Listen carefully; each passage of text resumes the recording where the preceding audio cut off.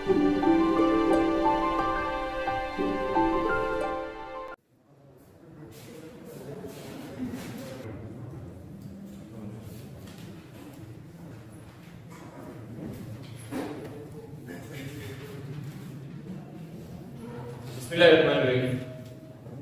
Topic जो हमने discuss किया था वो रीनल फेलियर के बारे में था, यानी किडनीज का जो मेन फंक्शन है फिल्ट्रेशन का, अगर किडनीज वो फंक्शन क्या है, अगर किडनीज वो फंक्शन छोड़ दें तो उस सूरत में यानी वो तबादी क्या हो सकता है, ब्लड की फिल्ट्रेशन तो लाजिम है, अगर ब्लड की फिल्ट्रेशन नहीं होगी तो it will lead to the death, उस पेशेंट की क्या हो सकती है, डेथ हो सकती है।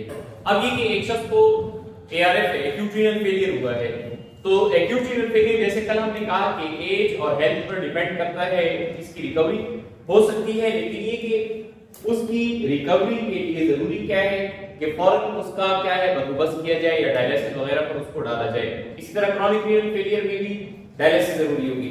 अगर क्रॉनिक रीनल फेलियर से आगे की बात है, यानी वो ESRD है, एंड स्टेज रीनल डिजीज है, उस सूरत में तो लाजिमन क्या है, यानी डायलिसिस की जरूरत पड़ती है।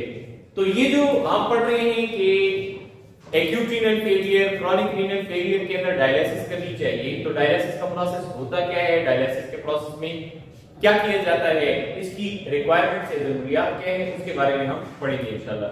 देखिए डायलिसिस पहले तो समझें कि है क्या चीज। डायलिसिस जो है this is a medical procedure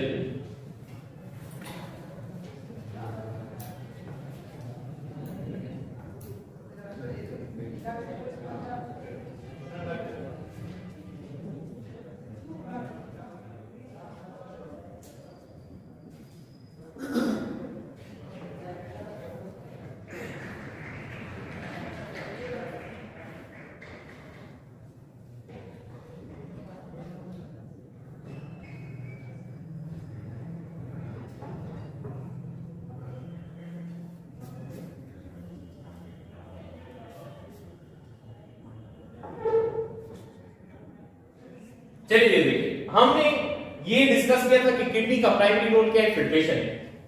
वो मेडिकल प्रोसीजर जिसके अंदर क्या किया जाता है, जिसके अंदर ब्लड को फिल्टर किया जाता है। अब ब्लड को फिल्टर कर रहे हैं किस चीज से, यानी ब्लड में से क्या चीज निकाल रहे हैं, कौन सी चीज फिल्टर कर रहे हैं, तो टॉक्सिन्स और वेस्ट निकालते हैं। लेकिन ये उस सूरत में होता है कि जब किडनीज अपना काम करना छोड़ दें। अब ये जो डायलिसिस जैसे डायग्राम में आपके सामने है, डायलिसिस दो तरह की होती है, एक को हीमोडायलिसिस कहते हैं, दूसरे को पेरिटोनियल डायलिसिस कहते हैं।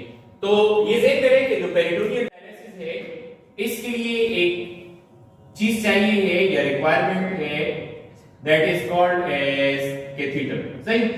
और हीमोडायलिसिस जो है इसके लिए क्या चाहिए, इसके लिए चाहिए एवी फिस्टुला, सही।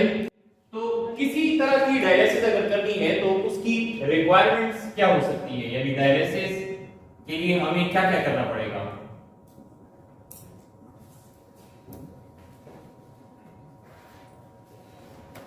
देखिए डायलिसिस के लिए सबसे पहले तो आपको जैसे मिसाल के तौर पे डायग्राम के अंदर आप देख सकते हैं, इसको रेडियल फिस्टुला कहते हैं। यहां पर क्या एक छोटी सी सर्जरी की जाती है जिसके अंदर क्या किया जाता है, आर्टरी और वेन जो है उसको आपस में फ्यूज किया जाता है, तो उसको हम क्या कहते हैं, एवी फिस्टुला कहते हैं, एवी फिस्टुला या ग्राफ्ट कह लें, AV graft. AV stands for arteriovenous. So ये जो आर्टेरियोवेनस ग्राफ्ट है ये जरूरी होता है हीमोडायलिसिस के लिए, या ये कि क्या है, कैथीटर डाल दिए जाएंगे। कैथीटर एक कैथीटर नहीं होगा बल्कि क्या होंगे, दो कैथीटर होंगे।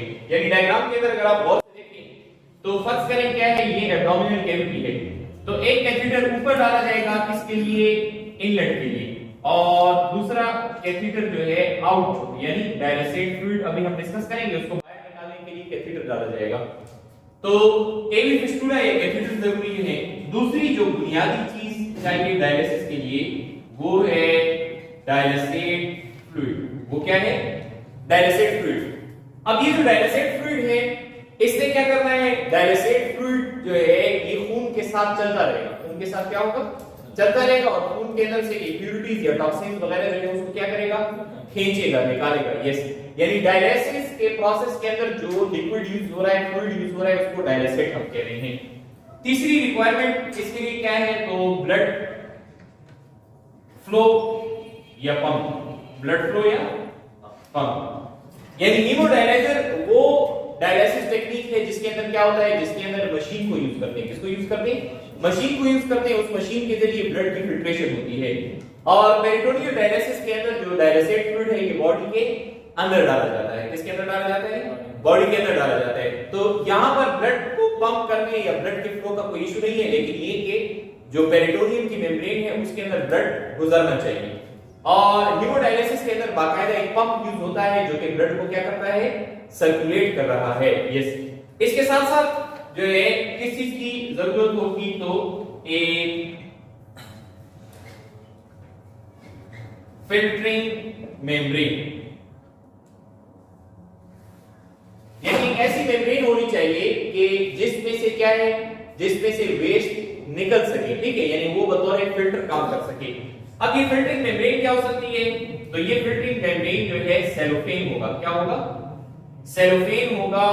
किस शक्ल में, सेलोफेन होगा हीमोडायलिसिस के अंदर। और इसी तरह पेरिटोनियम होगा किसके अंदर, पेरिटोनियल डायलिसिस के अंदर। यानी एक सूरत में क्या है, एक सूरत के अंदर ये सेलुलोज से बना सेलोफेन मेम्ब्रेन होता है जो कि हीमोडायलिजर के अंदर यूज होता है। और दूसरी तरफ क्या है, किडनीज के बाहर जो मेम्ब्रेन है, पेरिटोनियम की मेम्ब्रेन, इसी मेम्ब्रेन के जरिए क्या हो रही है, फिल्ट्रेशन का प्रोसेस वो हो रहा है। तो डायलिसिस के लिए रिक्वायरमेंट्स में AV fistula, dialysate fluid, blood flow, और पांचवी चीज जो है वो क्या है, वेल। अब वेल से मुराद क्या है, वेल से मुराद ये है कि अ सर्टेन पीरियड, यानी एक खास पीरियड चाहिए होगा। ऐसे नहीं है कि 4-5 मिनट का कोई काम है या आधे घंटे का काम है, इसके लिए क्या है 2 से 3 घंटे या इवन 6 घंटे तक चाहिए होते हैं। तो उस दौरान क्या है, उस दौरान ब्लड सर्कुलेशन करता रहता है और ब्लड के साथ साथ डायलिसेट फ्लूइड चलता है। डायलिसेट फ्लूइड ब्लड से क्या खींचता है, डायलिसेट फ्लूइड ब्लड से जो है टॉक्सिन वेस्ट खींचता है। तो 12 जो है this is a certain period of time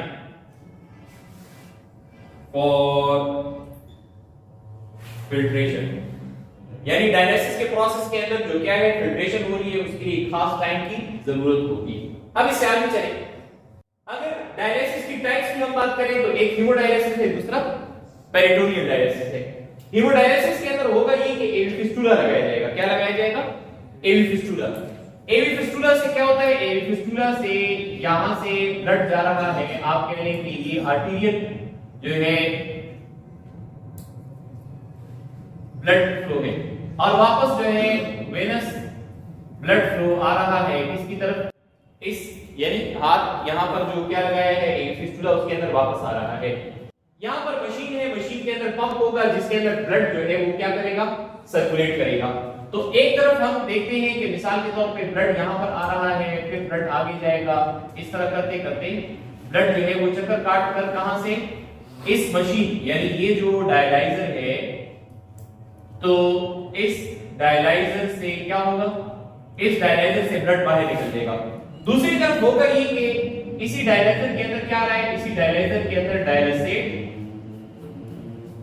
fluid आ रहा है। क्या आ रहा है, डायलिसेट फ्लूइड। और ये डायलिसेट फ्लूइड किसके साथ गुजर रहा है, ब्लड के साथ गुजर रहा है, और करते करते ये डायलिसेट फ्लूइड क्या हो जाएगा, बाहर आ जाएगा। अब जब ये डायलिसेट फ्लूइड बाहर आएगा, ये वाला डायलिसेट फ्लूइड, तो ये भरा हुआ होगा किससे, this will be filled with toxins.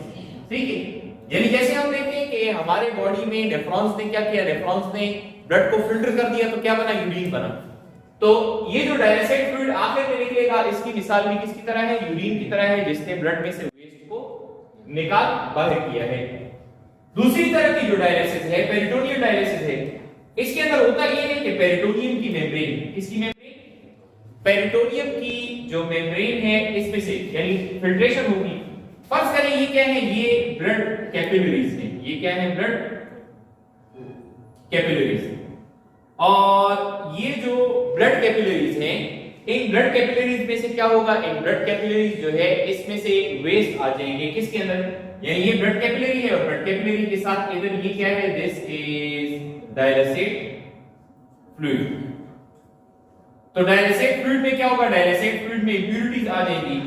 एक जगह से क्या किया जाएगा, एक जगह से डायलिसिड फ्लूइड कैथेटर के जरिए यहां पर आ रहा है और दूसरी जगह से क्या होगा, बाहर निकलेगा। यानी ये डायलिसिड फ्लूइड जो है ये पेरिटोनियम की मेम्ब्रेन से बाहर नहीं निकलता, डायलिसिड फ्लूइड पेरिटोनियम की मेम्ब्रेन से बाहर नहीं निकलता बल्कि इसके अंदर ही रहता है। तो जब ये इसके अंदर रहता है तो ये खून की जो रगें हैं इसमें से क्या कर लेगा, इंप्यूरिटीज को खींच लेगा, एब्जॉर्ब कर लेगा। तो वो डायलिसिस जिसके अंदर क्या है, जिसके अंदर बॉडी से बाहर डायलिसिस हो रही है, जिसके लिए पेशेंट को बाकायदा एक जगह पर जाना पड़ेगा और वहां पर उसकी डायलिसिस होगी, राइट, तो उसको क्या कहते हैं, हम हीमोडायलिसिस कहते हैं। और दूसरी तरह की डायलिसिस वो है कि जो जिसके लिए पेशेंट को क्या क्या करना होगा, तो उसके लिए पेशेंट को कैथेटर चाहिए, डायलिसिड फ्लूइड चाहिए और साथ में क्या है, वही जो पेरिटोनियम है वो यूज होगी। लेकिन मेन चीजें क्या है, मिसाल के तौर पे उसको कैथेटर की जरूरत है, डायलिसिड फ्लूइड की जरूरत है और एक खास टाइम तक वेट करने की जरूरत है। अगर ये तीन काम हो जाएंगे तो क्या हो सकता है, ये तीन काम हो जाएंगे तो पेरिटोनियल डायलिसिस वो अपने घर पे कर सकता है। अक्सर पेशेंट ऐसे ही करते हैं कि वो क्या करते हैं, एक पंप लगा लेते हैं किसके लिए, डायलिसिड फ्लूइड की सर्कुलेशन के लिए, जो पेरिटोनियल डायलिसिस है, और कैथेटर लगाए होते हैं। तो रात को वो पेशेंट जो है आराम भी कर रहा है, साथ साथ उसका क्या हो रहा है, जो ब्लड है वो भी फिल्टर हो रहा है। अब ये कि दोनों तरह की जो डायलिसिस है तो इसके कुछ फायदे हैं और कुछ नुकसान जो हैं वो भी हैं। मिसाल के तौर पे क्या, मिसाल के तौर पे हीमोडायलिसिस जो है डॉक्टर्स या नेफ्रोलॉजिस्ट ये स्पेशलिस्ट होता है किसका, किडनी का। नेफ्रोलॉजिस्ट का ख्याल ये है कि हीमोडायलिसिस ज्यादा इफेक्टिव है, ज्यादा बेहतर तरीके से जो है फिल्ट्रेशन करता है किसके मुकाबले में, पेरिटोनियल डायलिसिस के मुकाबले में। लेकिन उसके अगेंस्ट हीमोडायलिसिस जो है इसके कुछ ड्रॉबैक्स भी हैं या कुछ नेगेटिव पॉइंट्स भी हैं। जो इसके कौन से हैं नेगेटिव पॉइंट्स है वो ये है कि इसके लिए मरीज को जाना पड़ेगा। दूसरा ये कि अगर उस किसी किडनी सेंटर, रीनल सेंटर के अंदर, डायलिसिस सेंटर के अंदर डायलिसिस हो रही है एक ही मशीन पर, तो उस मशीन में चांसेस हैं कि इस मशीन की जो पाइप्स वगैरह हैं जिसके अंदर ब्लड और डायलिसिड जा रहा है, तो दीगर मरीजों में जो इसके अंदर क्या किया हुआ है, अपना खून फिल्टर किया हुआ है, उनके जरासीम इस शख्स को भी मुंतकिल हो सकते हैं। तो कोई भी इंफेक्शन, यानी हर वो इंफेक्शन जो ब्लड के जरिए से फैल सकता है वो एक शख्स से दूसरे शख्स को आसानी से लग सकता है। हीमोडायलिसिस जो है इसके अंदर इसी तरह होता ही है कि इसके अंदर ब्लड का लॉस भी होता है और खून के ब्लड के जो सेल्स हैं उसको भी क्या है, डैमेज होता है। यानी आमतौर पर होता ही है कि अगर किसी शख्स की डायलिसिस 2 बार करनी है तो 2 बार डायलिसिस करने के लिए तकरीबन 1 पिंट जो है यानी 1 खून का बैग उसको लगाया जाता है। तो अब जाहिर बात है कि उसको ब्लड लगाया गया तो वो ब्लड दोबारा से फिल्ट्रेशन का मुहताज है और फिर ये कि ब्लड की भी जरूरत है, ब्लड लॉस भी हो रहा है इसमें। दूसरी तरफ क्या है, पेरिटोनियल डायलिसिस जो है अगर वो ज्यादा इफेक्टिव नहीं है लेकिन इसका फायदा ये है कि ये घर पे हो सकती है। दूसरा ये कि इसके लिए मरीज को कहीं पर जाना नहीं पड़ेगा। तीसरी बात ये कि इसके अंदर किसी जो जरासीम वगैरह है किसी दूसरे शख्स से इसको लग जाएंगे उसका खतरा भी मौजूद नहीं होगा। तो ये क्या है, ये फायदे हैं किसके, पेरिटोनियल डायलिसिस के। अब आते हैं किस चीज की तरफ के, मेन जो डायलिसिड फ्लूइड है इसकी कंपोजिशन क्या है और फिल्ट्रेशन का प्रोसेस किस तरीके से हो रहा है। तो फिल्ट्रेशन का प्रोसेस दोनों में सेम है, यानी एक तरफ ब्लड ट्रैवल करता है और दूसरी तरफ क्या ट्रैवल कर रहा है, डायलिसिड फ्लूइड जो है ट्रैवल कर रहा है। जैसे मिसाल के तौर पे हम हीमोडायलिसिस को ले लें तो हमने कहा कि एक तरफ ब्लड ट्रैवल कर रहा है और दूसरी तरफ डायलिसिड फ्लूइड, यानी अगर हम ये कहें कि ब्लड जो है इस डायरेक्शन के अंदर ट्रैवल कर रहा है और दरमियान में क्या है, दरमियान में ये मेम्ब्रेन है। अब ये मेम्ब्रेन आप फर्ज कर लें कि ये सेलोफेन होगी या क्या हो सकती है, पेरिटोनियम हो सकती है। क्या हो सकती है, पेरिटोनियम। तो सेलोफेन या पेरिटोनियम की मेम्ब्रेन है, एक तरफ ब्लड जा रहा है और ब्लड के साथ साथ क्या है, ब्लड के साथ साथ डायलिसिड फ्लूइड जो है वो ट्रैवल कर रहा है। अब यहां पर कमाल 2 चीजों के अंदर है, एक तो मेम्ब्रेन के अंदर है जो कि फिल्ट्रेशन कर रहा है और दूसरा जो कमाल है वो किसके अंदर है, डायलिसिड फ्लूइड में है। किसके अंदर है, डायलिसिड फ्लूइड। तो अब आते हैं इस चीज की तरफ कि ये जो डायलिसिड फ्लूइड है ये किन किन चीजों से बना होता है। देखिए पहली चीज ये कि डायलेसेट फ्लूइड के अंदर पानी मौजूद है। क्या मौजूद है? तो पानी तो यानी इसका जो मेन कंपोनेंट है ना वो वाटर है। और वाटर क्या है? वाटर असल में एक मीडियम है किसके लिए? एक्सचेंज के लिए। वाटर असल में एक मीडियम है किसके लिए? एक्सचेंज के लिए, यानी इसके जरिए से एक्सचेंज होगा किसका? वेस्ट और टॉक्सिन का। दूसरा इसके अंदर क्या होंगे? दूसरे नंबर पे इसके अंदर जो है बाइकार्बोनेट्स होते हैं। क्या होते हैं? बाइकार्बोनेट। ठीक है, यानी कार्बोनिक एसिड भी है, सोडियम बाइकार्बोनेट वगैरह भी है, या सॉल्ट्स भी हो सकते हैं। ये बाइकार्बोनेट्स किसके लिए हैं? तो ये एसिड बेस का बैलेंस जो है उसको मेंटेन करते हैं, या ये बफर के तौर पर काम करेंगे। किसके तौर पर काम करते हैं? बफर के तौर पर काम करते हैं। अगली जो अहम चीज है वो क्या है कि सिर्फ ये नहीं कि फिल्ट्रेशन करनी है, यानी इस चीज को ध्यान में रखा जाता है खास तौर पे हीमोडायलिसिस के अंदर कि ब्लड अगर जिस्म से बाहर निकला है तो इसको जिस्म की तरह का एनवायरनमेंट किसी हद तक प्रोवाइड करना जरूरी है। वो जिस्म की हद तक एनवायरनमेंट अगर इसको प्रोवाइड करना है तो उसके लिए हम क्या डाल देते हैं? उसके लिए जो है डेक्सट्रोज या ग्लूकोज, यानी डायलेसेट फ्लूइड के अंदर ग्लूकोज डालते हैं ताकि जो ब्लड सेल्स गुजर रहे हैं उसको खुराक भी मिल सके। ठीक है, तो ये किस पर्पस के लिए है? ये न्यूट्रिशन के पर्पस के लिए है। इसी तरह डायलेसेट फ्लूइड के अंदर क्या डाला जाता है? डायलेसेट फ्लूइड जो है इसके अंदर थोड़ी सी मिकदार में यूरिया और क्रिएटिनिन भी होता है। थोड़ी सी मिकदार में यूरिया और क्रिएटिनिन। अब यूरिया और क्रिएटिनिन किस लिए है? तो ये ध्यान में रखें कि जब हम नेफ्रॉन में फिल्ट्रेशन पढ़ रहे थे तो वहां पर जक्स्टामेडुलरी नेफ्रॉन या जो काउंटर करंट मल्टीप्लायर मैकेनिज्म है वो हम स्टडी कर रहे थे। तो वहां पर हमने ये डिस्कस किया कि जो एसेंडिंग लिंब होता है, क्या होता है? Ascending limb. वो एसेंडिंग लिंब क्या करता है कि ब्लड की जो पेरिट्यूबुलर कैपिलरी है उसमें सोडियम क्लोराइड डाल देता है। वही ब्लड जब वापस चक्कर खा के आता है तो चूंकि सोडियम क्लोराइड की वजह से क्या होता है? सॉल्यूट पोटेंशियल बहुत बढ़ चुका होता है, यानी खून के अंदर पानी की मिकदार कम है और खून एक ऐसी स्टेज तक पहुंच चुका है कि उसने पानी को क्या करना है? खींचना है। तो जैसे ही वो descending lip of the loop of Henle के करीब से गुजरता है तो उसमें से पानी को खींच लेता है, एब्जॉर्ब कर लेता है। अब यहां पर एक बुनियादी प्रिंसिपल क्या है? बुनियादी प्रिंसिपल है कि due to the change in osmotic gradient, due to the change in osmotic gradient, यानी एक तरफ कंसंट्रेशन किसी चीज की ज्यादा है और दूसरी तरफ कंसंट्रेशन किसी चीज की, तो क्या होगा? वो चीज हायर कंसंट्रेशन से लोअर कंसंट्रेशन की तरफ आ जाएगी। तो असल में किया ये जाता है कि मिसाल के तौर पे डायलेसेट क्या है? फ्लूइड है। तो डायलेसेट फ्लूइड के अंदर क्या डाल दिया जाता है? डायलेसेट फ्लूइड में थोड़ी सी मिकदार के अंदर यूरिया और क्रिएटिनिन डाल देते हैं। अब इसका फायदा क्या होगा? इसका फायदा ये होगा कि ब्लड के अंदर यूरिया और क्रिएटिनिन की कंसंट्रेशन क्या है? ज्यादा है। तो यहां पर हायर कंसंट्रेशन, यहां पर लोअर कंसंट्रेशन, हायर कंसंट्रेशन से चीजें आ जाएंगी किसकी तरफ? लोअर कंसंट्रेशन की तरफ आ जाएंगी। तो चौथी जो चीज इसके अंदर डालते हैं that is urea and creatinine. और ये यूरिया और क्रिएटिनिन किसके लिए है? कि to build gradient.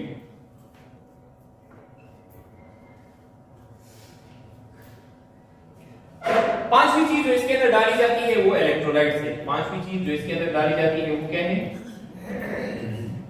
Electrolytes. So electrolytes का डबल रोल है, यानी इलेक्ट्रोलाइट्स ये भी करते हैं कि वो ऑपोजिट चार्ज वाले आयंस को खींचते भी हैं, और दूसरा काम इसका ये होता है कि जो ब्लड है जब ये जिस्म से बाहर निकला है और वापस जिस्म के अंदर आएगा तो इसके अंदर कोई सॉल्ट्स या आयंस की कमी वाकई ना हो। तो अगर इसको देख लें, यानी डायलेसेट की हमने कंपोजिशन की बात की, तो डायलेसेट के अंदर क्या है?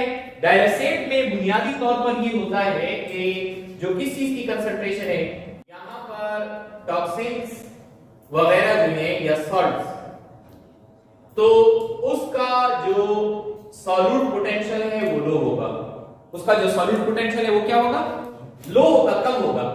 और इसके मुकाबले में ब्लड के अंदर जो क्या है? ब्लड के अंदर जो टॉक्सिन्स हैं या नाइट्रोजनस वेस्ट है, तो इसका जो सॉल्यूट पोटेंशियल बन रहा है वो क्या है? हाई है। तो जाहिर बात है यहां से क्या होगा? यहां से ऑस्मोसिस होगी, यानी हायर कंसंट्रेशन से जाएगा किसकी तरफ? लोअर कंसंट्रेशन की तरफ चला जाएगा। तो अगर क्या है, यूरिया है, अगर तो एक्सेस सॉल्ट्स हैं या कोई और टॉक्सिन्स हैं, वो किस में आ जाते हैं, डायलेसेट फ्लूइड के अंदर आ जाते हैं। तो ये जो हमने डिस्कस किया कि मिसाल के तौर पे पेरिटोनियल डायलिसिस है, इसमें एक्सचेंज के दौरान यहां से डायलेसेट फ्लूइड डाला जाता है। वो डायलेसेट फ्लूइड 2 से 3 या 4 घंटे तक पेरिटोनियम की मेम्ब्रेन के अंदर रहता है, जब तक मुकम्मल वेस्ट जो है वो उसमें से खींच ना ले। तो एक स्टेज ऐसी आएगी कि इधर और इधर यानी ब्लड और डायलेसेट फ्लूइड दोनों में जो सॉल्यूट पोटेंशियल है वो क्या होगा, बराबर होगा। यानी जो फर्क है ना ग्रेडियंट, कि एक तरफ हायर कंसंट्रेशन है, दूसरी तरफ लोअर कंसंट्रेशन है, ये हाई और लोअर कंसंट्रेशन का फर्क खत्म हो जाएगा। तो जब ये हाई और लो का फर्क खत्म हो जाएगा तो उसके बाद मजीद फिल्ट्रेशन नहीं हो सकती, तो दूसरे कैथेटर के जरिए क्या किया जाएगा, डायलेसेट फ्लूइड को बाहर निकाल दिया जाएगा। या हेमोडायलाइजर है तो उसमें तो ऑटोमेटिकली दोनों चीजों को पंप लगा हुआ है, एक तरफ डायलेसेट फ्लूइड सर्कुलेट कर रहा है और दूसरी तरफ क्या है, दूसरी तरफ ब्लड सर्कुलेट कर रहे हैं। तो दरमियान में फिल्टरिंग मेम्ब्रेन, अगर हीमोडायलिसिस है तो सेलोफेन होगा, और अगर पेरिटोनियल डायलिसिस है तो पेरिटोनियम होगा। तो ये हमने डिस्कस किया कि डायलिसिस वो प्रोसेस है जब किडनीज फिल्ट्रेशन ना कर सके तो इसके जरिए फिल्ट्रेशन होती है। इसकी रिक्वायरमेंट्स, तो ये 5 रिक्वायरमेंट्स है इसके लिए। और मेन जो क्या है, मेन जो कमाल है वो ये कि जैसे हमने रिक्वायरमेंट्स के अंदर लिखा कि एक फिल्टरिंग मेम्ब्रेन की जरूरत है और डायलिसेट फ्लूइड।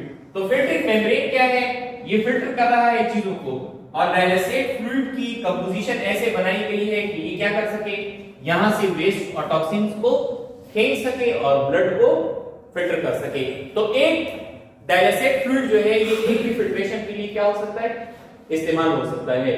यानी पहले वो क्या होगा, उसके अंदर इंप्यूरिटीज यानी टॉक्सिन बेस वगैरह नहीं होंगे। जब इंप्यूरिटीज उसमें आ जाएंगे तो जैसे यूरिन को हम बॉडी से खारिज कर देते हैं, डायलिसेट जो क्या होगा, फ्लूइड होगा, उसको भी डिस्पोज ऑफ कर दिया जाएगा।